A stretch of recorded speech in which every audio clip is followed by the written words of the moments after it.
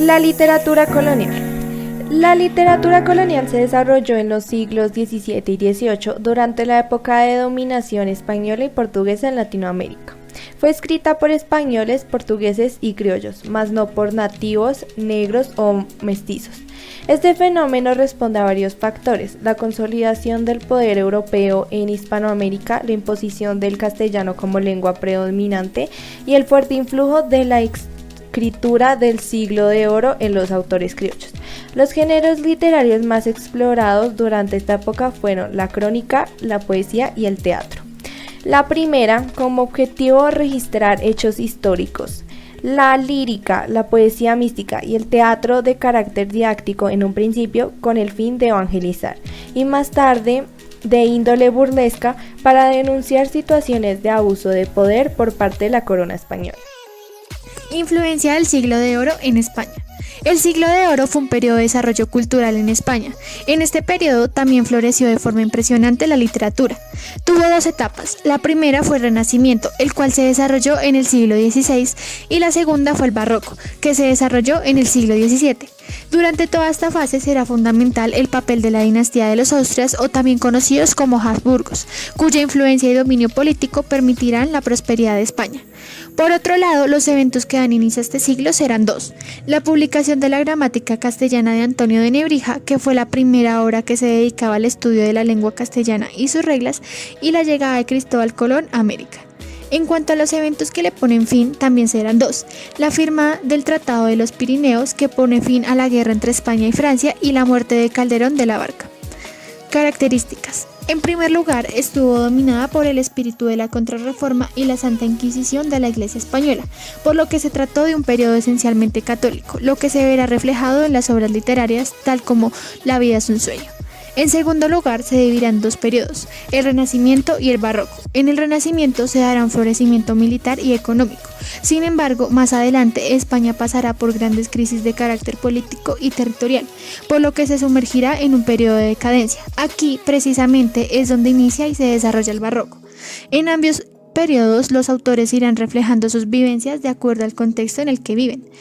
Por último, la sátira será un elemento central en la mayoría de las obras de este siglo. En este sentido, la comedia será el género que más resaltará, y por otro lado se desarrollará la novela picaresca, que estará protagonizada por pícaros, es decir, jóvenes pobres y astutos que sobrevivían aprovechándose de los demás y de su ingenio, tal como lo vemos en El Lazarillo de Tormes. Los representantes. En la lírica resaltarán Garcilaso de la Vega y Luis de Góngora y Argote.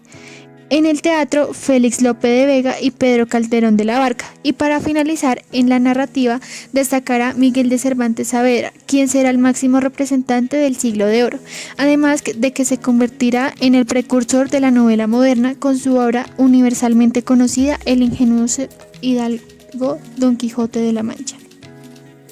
Se empezó a utilizar de manera masiva después del descubrimiento de América en 1492. Muchos exploradores y conquistadores se dieron la tarea de relatar aquello que observaban. Después de la colonización y la instauración del virreinato, apareció un nuevo tipo de cronistas, criollos y colonos, que se encargaron de anotar la vida en esa tierra.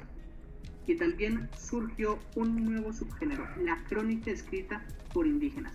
Fue un subgénero creado por el indígena Felipe Guamán Poma, de Alaya, descendiente de los nobles indígenas. La crónica de Guamán Poma es muy importante para la literatura y la historia, ya que fue uno de los primeros relatos desde el punto de vista del indígena.